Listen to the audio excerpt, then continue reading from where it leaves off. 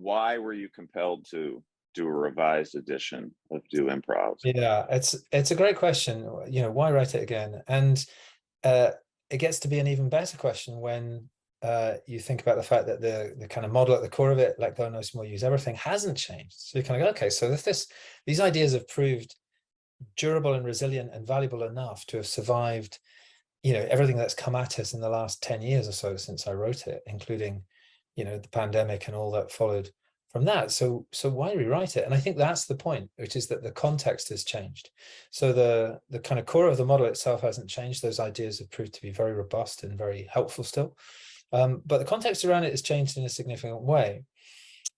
In that I think it is undeniable now that we're all improvisers. I think that was always true. I just think it's crashingly obvious now in a way that wasn't perhaps so obvious before.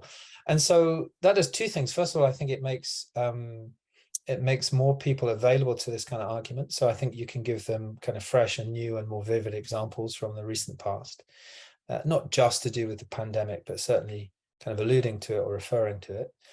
But I think the other thing is that what that changed for me was that I realized that when I wrote the book originally, I was kind of trying to say to people, this uncertainty and complexity that you have to deal with, it's maybe not as bad as it seems.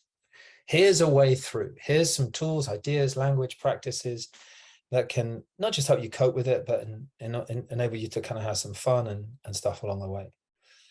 And that's still true, but I think that now my understanding of it has deepened. And so instead of that first beat being this difficult, awkward uncertainty and ambiguity, I realize now that in the uncertainty and ambiguity of the world, that's where our lives are.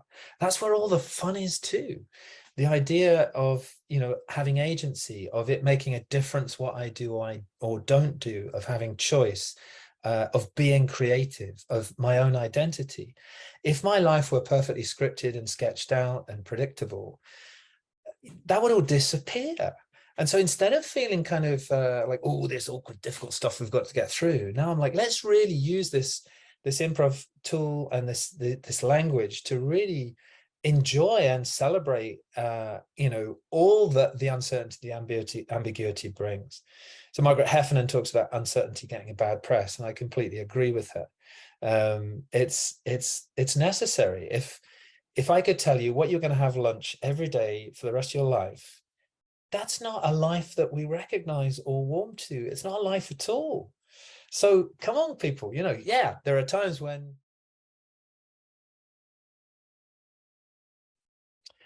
So the model is very simple, comprises 3 practices, grand total of 6 words. The first one is noticing more. So that's about what you do with your attention, how you pay attention, what you pay attention to, and what you don't pay attention to. The second one is about letting go, and that's about not getting locked into the past. It's about creating space for yourself. It's not about abandoning anything. And the final one is about using everything, and using everything is about allowing errors, mistakes, shortcomings to still be fuel for your process, to still be things that you can take and use. So it's intrinsically constructive in how it's framed.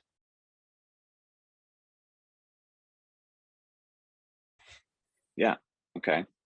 So, so the model, super short, 3 practices, 6 words. Notice more. That's about what you do with your attention.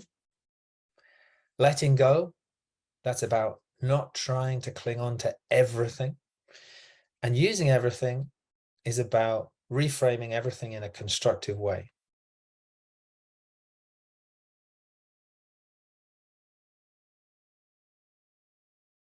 Letting go of the plan, the military always on about this. First casualty of war is the plan.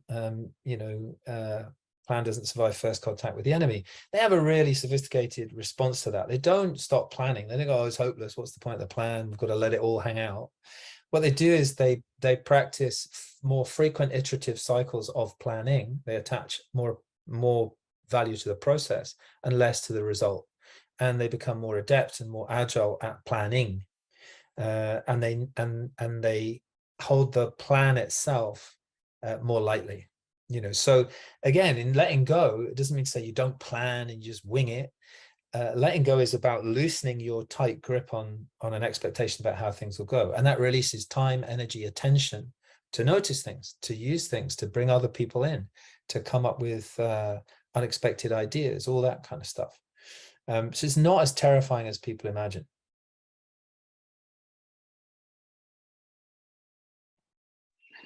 You know, one of the things we've been connecting this to, Rob, as the garbage truck drives up the road here, is this idea of loss aversion, you know, from Kahneman. Yeah.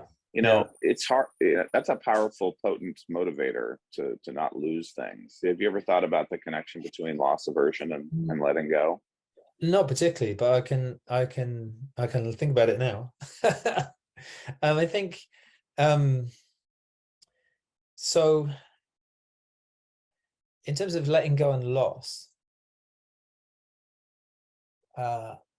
it's an interesting equation to think that letting go is about losing something, because I could argue that holding on is about losing something. It seems to me that we have this belief that we can kind of hold on to everything and that will make us immune to risk and things like that. I think that's a metaphor for a lot of what we do. We take on more and more and more. We don't let anything go. So another way to think about letting go and loss is kind of like, you know, if you're always taking on new initiatives and plans, if every brainstorming session, every meeting ends up with a new long to-do list, you know, it just becomes impossible to manage. So which ones are you going to let go of? Which ones are you going to abandon? Which ones are no longer relevant? You know, rather than loss aversion, I kind of go, I think there's a lot of dead weight hanging around, a lot of baggage, which if we stop to examine it, we'd realize we don't need anymore.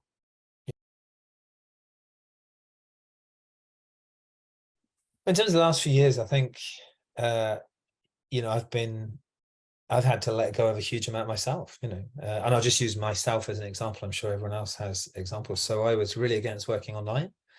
I thought it was clunky and stupid and without energy, and I had to let go of all of those things. And it took me a while. I spent a few months kind of gritting my teeth and railing against it. And until I kind of went, okay, smart ass, where's the offer here? What can you use in this technology? And of course, as soon as I start to think like that, I go, oh my God, instead of having to work with people over small chunks of time, you know, like a week in Oxford or a 2-hour, you know, session or a day's workshop or something, I can work with them all year. I can work simultaneously with people all over the globe, you know, so tons of offers hidden in it, but only once I'd let go of kind of a set of assumptions. It seems to me that in common speech, we assume that with a few kind of errors around the edge, our senses perceive the world as it is. So we hear the things there are to hear, we see the things there are to see. I think it's really useful to understand that that is not the case, that our senses are engineered, built, made in a certain way that makes us sensitive to certain kinds of information and not to others. And the reason I think that's important to understand is because that understanding that enables you to see that you have choice. So I can, as I sit here, without moving a muscle, I can either really pay attention to the screen and focus on my vision. And so I'm focusing on one of my senses and on one particular part of my visual field. Or I can kind of soften my eyes and listen to what's happening outside and hearing, as I now realize, a child crying. And I haven't even moved yet. Kind of like, you know, if you're not paying attention, what are you doing? Yeah, that's And I just think it's really useful energetically and emotionally, right? Because instead of now labeling as a sort of failure or shortcoming, you know, so this thing is broken. How can we use this broken thing? Or we don't have enough time. You know, great. How can we use the fact we've got no time? Can we decide now?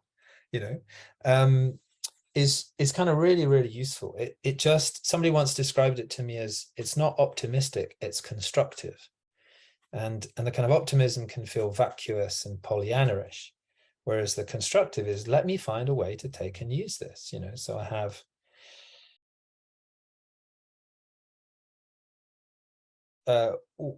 if you distinguish between accepting, which is to properly pay attention, and then to act upon what you've noticed, versus acquiescing, which is to just go, yeah, to seem to go along with something but add nothing.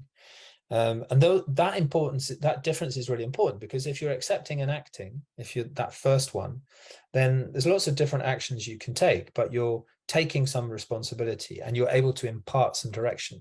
If you're just acquiescing, yeah, I'll go along with that, sure, it's all fine. It's making the other person do a lot of work. They may not feel it in that moment, but over time they will. Blocking, I think, is different. Blocking, I think there's a time and a place for blocking. I think one of the big problems with the theatrical world is they say blocking is always bad. That's absolutely not the case, even on stage. If you don't block or close things down, you've always got too much to deal with. So you need to be blocking in order to say this, not that.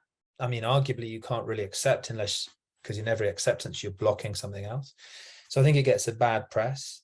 And there are times when you want to cut the flow, because this is now actually a waste of time, or there's no energy for it, or you're just repeating yourselves. And so in those occasions, choosing to block can be really constructive, but the choosing is the crucial thing. The trouble with blocking is when we block without realizing we're blocking, which happens a lot. You know, so yes, but is a classic example of that. You're trying to make yourself positive by saying yes, but you're blocking by saying but. You've just wiped away, cancelled the other person. And whether or not they comment on it, they'll feel that, you know. So I've got a great idea. We could do this, we could do that. Oh yeah, that's a, but let me tell you my idea. You know, we have a lovely verb for it in Spanish, which is ningunear, which means to make somebody nothing. And you've just made them nothing. For me, it was a great joy to rewrite the book, because I realized that they do have a new take on it, that there was a tiny whiff of apology or self-justification about the way I'd presented the work before. And in this context now, where, you know, it's much more accepted that we are all having to adapt, that we can't control anything, that things are complex and changing. The idea of a really small set of simple practices that you can take and use endlessly in extremely ordinary ways, that you don't need to have a workshop, you don't need to be doing anything creative, I just think is kind of enormous value. You know, Lisa K. Solomon at the D School in Stanford, I mean, she talks about how important this practice is in her work, because it always gives you options. And who wouldn't like to have more options? So, how can you use this improv stuff? Well, you know, Tintin looks pretty obvious to me. It's everywhere. Really? But I'm an accountant. Well, a detective, but anyway, it's like being an accountant. But you gotta look for clues. You gotta notice all kind of things. You have to let go of those pet theories of yours. I do. Sure you do, Tintin. You gotta use everything. Otherwise, you're never gonna find out what happened. Okay, Snowy. I'll think about that.